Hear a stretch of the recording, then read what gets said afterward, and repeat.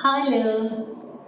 I am so happy कि ये जो सीरीज अभी हम कर रहे हैं self care through self love, इसको आप इतना एंजॉय कर रहे हैं, इसके साथ आप इतना रिलेट कर रहे हैं और मुझे इतने सारे पर्सनल कमेंट्स भेज रहे हैं which actually give me an idea कि मैं अगले वाले एपिसोड में किस चीज़ की बात करूँ। तो जो पिछले वाला एपिसोड था जिसमें हम उस एग्जाम्पल की बात कर रहे थे कि वो चिड़िया जो पिंजरे के अंदर बंद बैठी है, जब तक उसने उड़ान भरने की कोशिश नहीं की उसे समझ ही नहीं आएगा कि वो पिंजरे के अंदर बैठी। तो जब उड़ेगी तो उसको पिंजरे की स्लिपचों का एहसास होगा। और ऐसे ही हमारी लाइफ में होता है कि हमने अपने अंदर कितनी ज्यादा उथल पुथल को समेट के रखा हुआ है, ये हमें पता ही नहीं चलता जब तक कि वो मैनिफेस्ट करना शुरू ना कर दे in form of blockages of energy leading to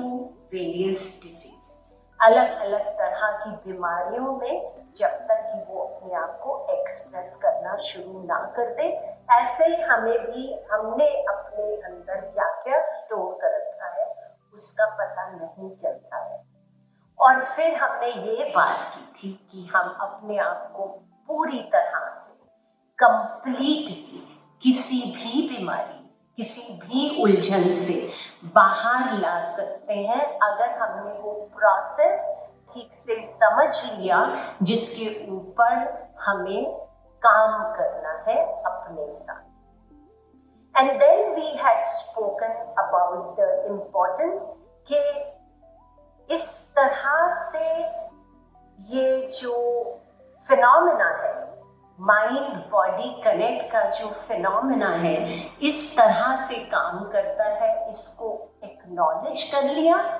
और उसके बाद अपने दिमाग में ये ठान लिया कि मुझे तो इससे अपने आप को पूरी तरह से छुटकारा दिलाना ही है। तो हम लोग ने यहाँ पे एपिसोड खत्म किया। तो मुझे कुछ लोगों ने लिखा कि यस, मतलब एग्जाम्पल के हिसाब से जो चिड़िया उड़ने वाली बात हो रही थी, तो चिड़िया उड़ाने की कोशिश तो कर रहे हैं, लेकिन जब वो सीखचों का एहसास होता है तो बहुत परेशानी होने लगती है, बहुत एंजाइटी होती है, बहुत ज्यादा कंफ्यूजन होने लगता है और बिल्कुल समझ में नहीं आता कि आगे किस तरह से काम करना है। मतलब हम रिलीज तक तो पहुंच ही नहीं पा रहे बिकॉज हम इसको प्रोसेस को आगे कैसे ले जाना है वो नहीं समझ पा रहे अभी। तो मैं इसको फिर से एक अपने ही रियल लाइफ एक्सपीरियंस के साथ कोशिश करती हूँ आपको बताने की। तो जब मैं काफी छोटी थी, आई मीन शायद 12-13 साल की रही होंगी, तो मेरा हमेशा से बहुत ज़्यादा इंटरेस्ट रहा है तैरने में। तो मुझे बहुत मज़ा आता है कि मैं अलग अलग तरह की जो वाटर बॉडीज होती हैं, चाहे वो रिवर्स हैं, चाहे ओशंस हैं, चाहे लेक्स हैं, मैं उसमें कोशिश करते रहती हूँ जब भी मुझे मौका मिले कि मैं जल्दी से कूद जाऊँ। तो ये मैं करते रही हूँ बहुत समय के साथ। और घर में सब लोगों को इस बारे में मालूम है और सब लोग इस बारे में बहुत परेशान भी रहते थे पहले। तो जो मेरे पापा थे उन्होंने सोचा कि वो धीमे धीमे मुझे कुछ ऐसी टिप्स बताते रहे जो कभी मुझे ज़रूरत पड़े तो मैं पानी में यूज़ कर सकूं। तो एक दिन उन्होंने ऐसे बात करनी शुरू की रात में और फिर वो बताने लगे कि कभी कभी पानी में भंवर होते हैं और भंवर के अंदर हो सकता है कि हम फंस जाए। तो अगर जो भंवर पानी के अंदर है, अगर हम उसमें फंस जाते हैं तो अक्सर कोशिश ये रहती है कि हम हाथ पैर मारने लगते हैं कि हम किस तरह से इस भंवर से बाहर निकले। और ये जो तरीका है बिल्कुल काम नहीं करता। ये तरीका बिल्कुल काम नहीं करता क्योंकि भंवर बहुत तेजी से दौड़ता है, बहुत तेजी से घूमता है, और उसमें अगर हम हाथ पैर मारना शुरू कर देते हैं तो हमारा बहुत ज्यादा एनर्जी लॉस होता है और जो ब्रेथ है वो हम लूज करने लगते हैं, और अक्सर ऐसी स्थिति में बहुत ज्यादा परेशानी का कारण बन जाता है ये भंवर। कुछ लोग तो अपनी जान तक गंवा देते हैं। तो फिर उन्होंने आगे बताते हुए बोला कि जो बेस्ट तरीका है भंवर से निकलने का वो ये है कि जो भंवर है वो तेजी से घूमता है पानी के सरफेस पे, और उसके बाद जो है कॉनिकल वे में शांत होना शुरू हो जाता है, गहराई में जाके काफी शांत हो जाता है ये भंवर, और वहां से निकलना आसान हो जाता है भंवर में से। तो अगर आप कभी भंवर में फंस गए हैं तो बेस्ट तरीका ये है कि आप अपने आप को छोड़ दीजिए, और फिर जब आप नीचे पहुंच जाते हैं तो आप शांति से निकल जाइए। तो ये बात मैंने सुन ली, ऐसे ही सोते सोते मैंने सुन ली, and as luck would have it उसके करीब 2-2.5 साल बाद हम लोग हरिद्वार में गंगा जी जो बहती है और बहुत ठंडा पानी रहता है, बहुत तेजी से बहती है, तो हम लोग उधर स्विमिंग का कंपटीशन कर रहे थे कि कौन तेजी से गंगा जी को इस तरह से पार कर सकता है। और मैं इस तरह के एक भंवर में फंसी एक्चुअली, और मुझे एकदम से वो वाली बात याद आई जो मेरे पापा ने मुझे बताई थी, और मैंने अपने आप को उसमें भंवर में छोड़ दिया। और भंवर में अपने आप को छोड़ देने के कारण मैं बिल्कुल सीधी बहुत ही जल्दी नीचे पहुंच गई, और नीचे एकदम पानी में शामिल, और उस पानी की गहराई को यूज करते हुए मैंने तैर के मैं बाहर आ गई और इस भंवर से निकल गई। और उसके बाद मुझे कितने लोगों ने बताया कि जब भी इस तरह का भंवर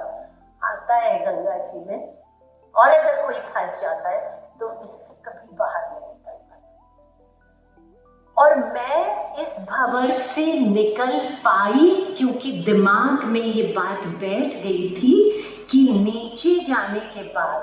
भंवर की इंटेंसिटी बहुत कम हो जाती है और इसमें से निकल पाना आसान हो जाता है। और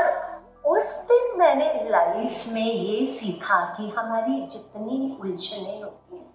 जितने भी प्रॉब्लम्स होते हैं लाइफ के अंदर, साइकोलॉजिकल हो या किसी बीमारी के वजह से जो एंजाइटी रहती है उसके हो,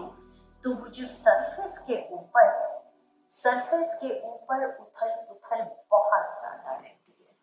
और जब आप अपने अंदर देख के, रुक के, स्टेबल होके कोशिश करते हैं अंदर जाने की, तो वहां पे हमेशा शांति पाते।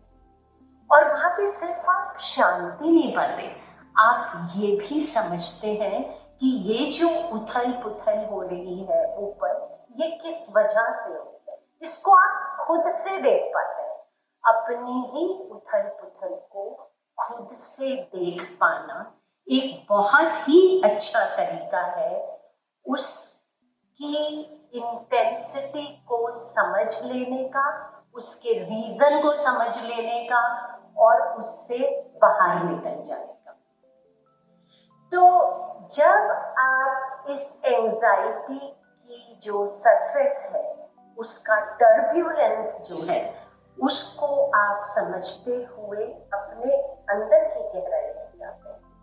और हम लोगों ने कुछ तरीकों का जिक्र किया था पिछली बार। उसमें जर्नलिंग था, उसमें पेंटिंग था, उसमें गाना गाना था, उसमें डांस करना था, उसमें गाना सुनना था, उसमें दौड़ना था,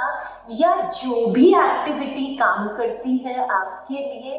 वो करना था, और उसको रोज करना था एक पर्टिकुलर समय पे।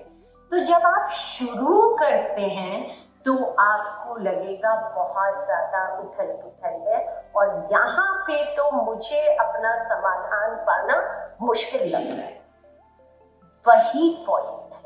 वही पॉइंट है जो आपको क्रॉस करना है, वो पॉइंट जो आपको बेसिकली इनहिबिट करता है, रोकता है अपने अंदर घुसने से।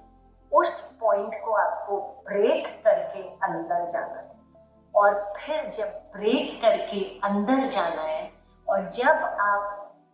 फिर लिखना शुरू करेंगे या जब फिर आप पेंट करना शुरू करेंगे या जब आप फिर गाना गाना शुरू करेंगे तो आप एक अलग उसके अंदर शांति का एहसास होगा, बहुत ही रिदम का एहसास होगा एक्चुअली। तो मैंने अपने लाइफ में इस चीज को बहुत ज्यादा, ये जो वर्लपूल वाला एग्जाम्पल मैंने आपको दिया,